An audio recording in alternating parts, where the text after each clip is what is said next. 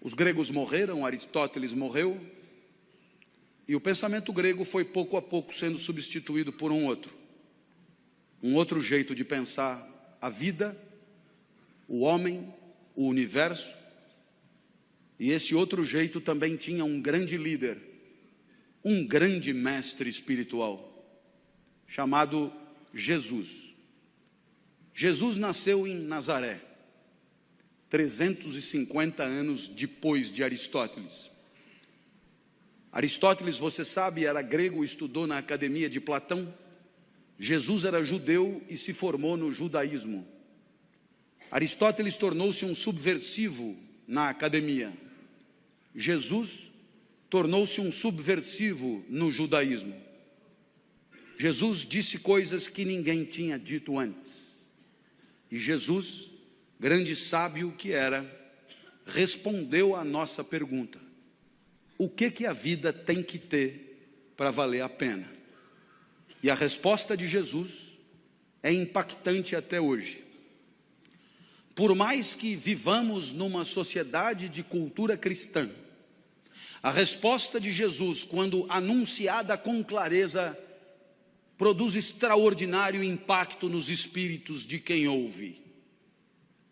O filé mignon da vida, a vida que de fato vale a pena, é a vida assumidamente dedicada ao outro. Isso é absolutamente incrível, sobretudo para nós, acostumados a ouvir que o sucesso da nossa vida tem a ver com o nosso próprio ganho, com a nossa própria riqueza, com o nosso próprio conforto, com o nosso próprio poder. Jesus dirá mais ou menos o contrário.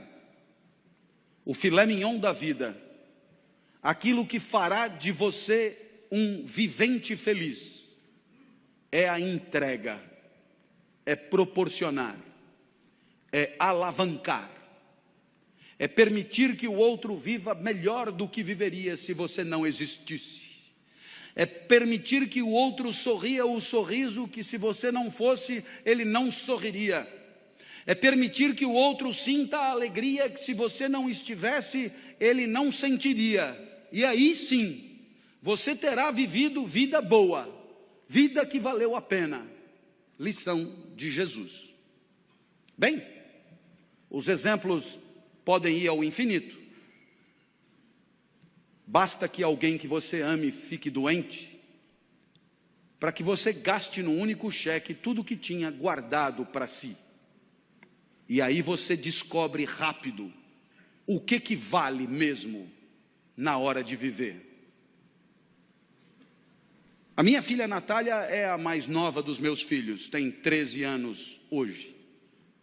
Quando tinha 4, foi acometida de gravíssima doença, rara no Ocidente.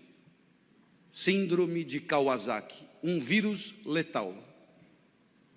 Funciona mais ou menos assim. Esse vírus só aparece em crianças de 4 a 6 anos. Esse vírus, se desincubar, mata a criança na hora. Mas tem uma vantagem: se ele não desincubar por 2 anos, ele acaba morrendo, e a criança está definitivamente curada. 2 anos só, 2 anos esperando. Eu olhava para minha filha na UTI e eu me dizia: por que não troca? Eu fico no lugar. A vantagem é óbvia. Eu fico aqui e a criança fica livre disso. Como não estava dando certo, eu fiz proposta irrecusável. Pegue 20 crianças com isso. Ponha os 20 bichos em mim e liberte as 20 crianças. Agora a vantagem é mais do que óbvia. Não esqueça de pôr a minha filha no meio. Bem, pensando assim, eu aprendi coisas sobre mim. Coisas que eu não sabia. Eu aprendi que para mim a vida não era o bem de maior valor. Continuar vivo não era o mais importante. Porque se fosse o mais importante, eu não trocaria. Se fosse o mais importante, eu jamais faria aquela proposta. Então, naquele momento, eu aprendi que havia alguma coisa que valia mais do que continuar vivo. Eu aprendi, então, a maior lição de Jesus de Nazaré. A maior lição. O que mais vale na vida, o filé mignon da vida. Eu aprendi que o amor vale mais do que a própria vida. Por isso propunha a troca.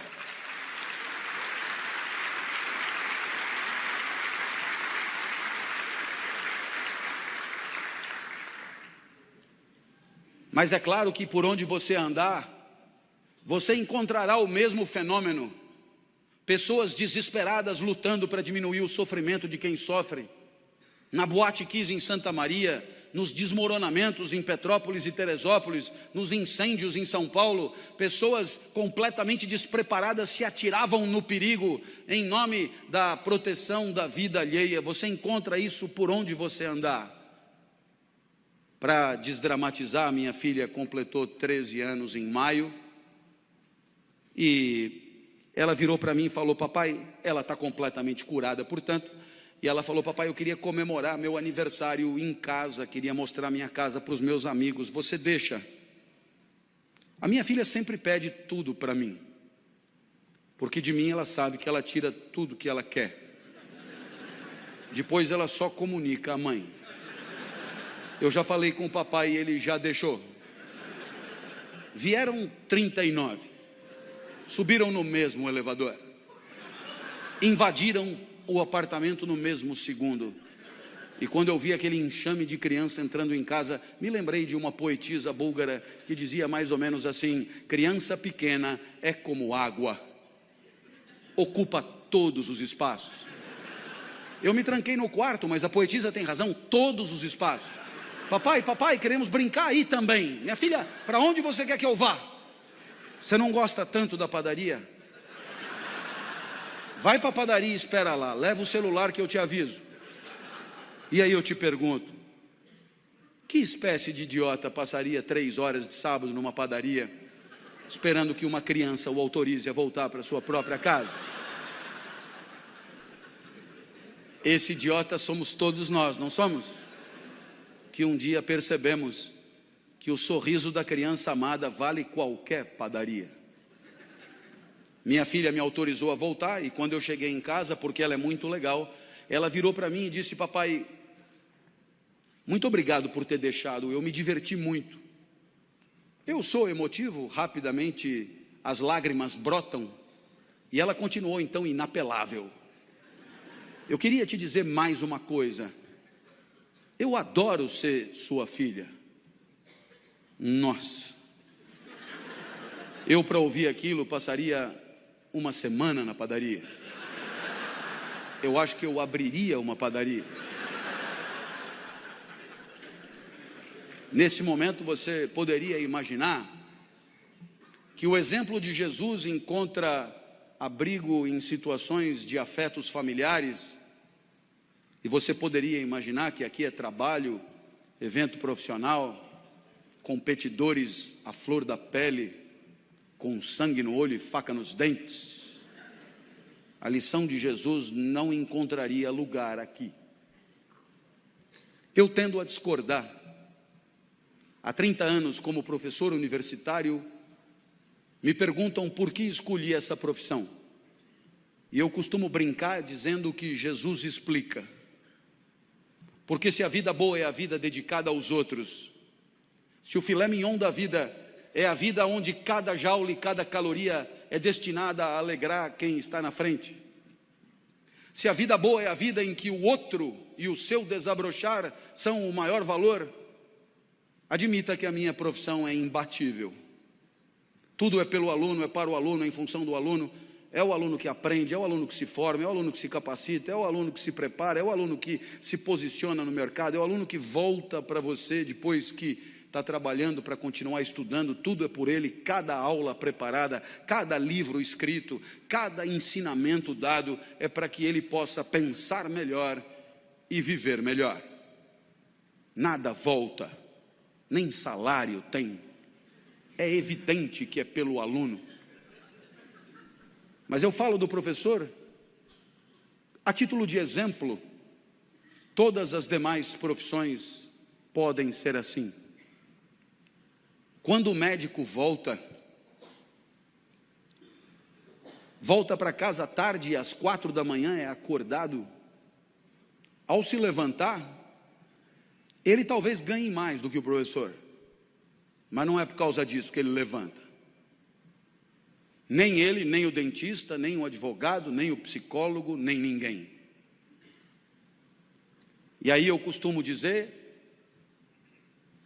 disse até uma vez num evento de mídia que depois na internet atravessou o país, que trabalhar é quebrar o galho de alguém.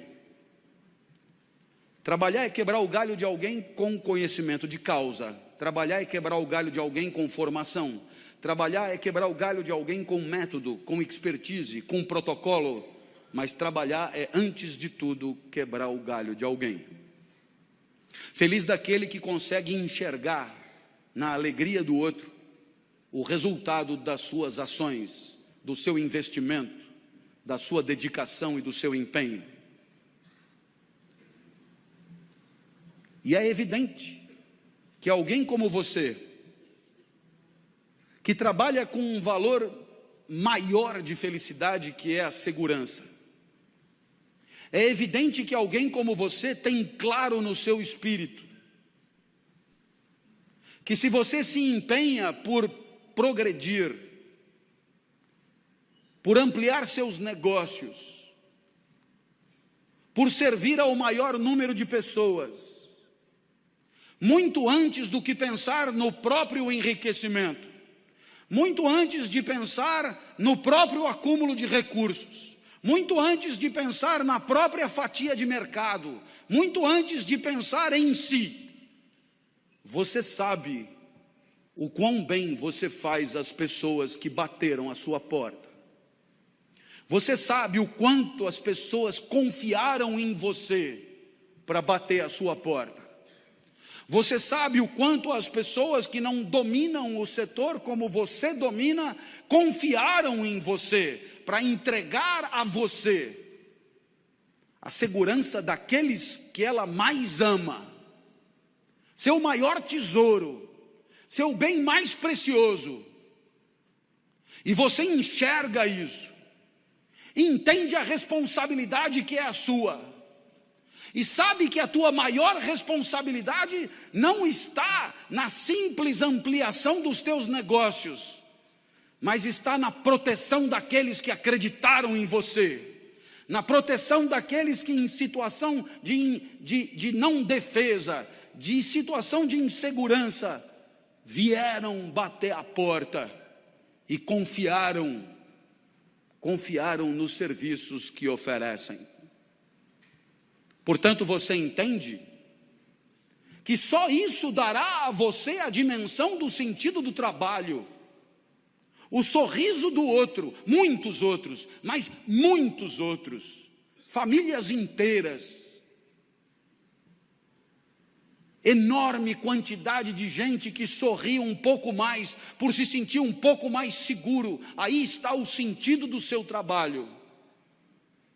O resto é tabela, números, gráficos, de frieza impiedosa, e que pouco ou nada justificariam o seu empenho extra, a sua dedicação extra, porque é exatamente olhando no olho daqueles que confiam em você, que você se sente importante, e não contribuindo com números frios e porcentagens que nelas mesmas nada querem dizer.